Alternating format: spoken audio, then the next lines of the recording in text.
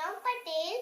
Today I represent national bird peacock. Peacock is a very beautiful creature with vibrant and colorful feathers.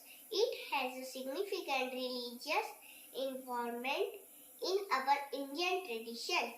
Due to this, peacock was declared as the national bird of India.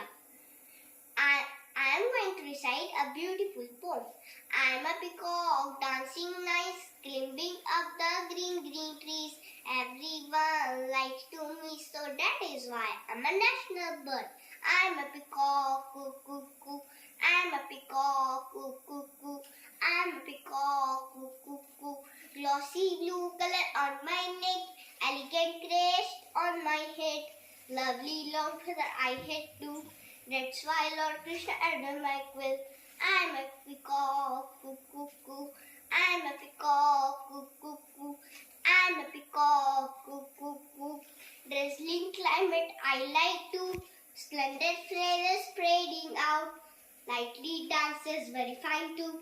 Everyone like my dance, so that is why I'm a national bird. I'm a peacock, coo coo coo. I'm a peacock, coo coo coo. I'm a peacock, coo coo coo.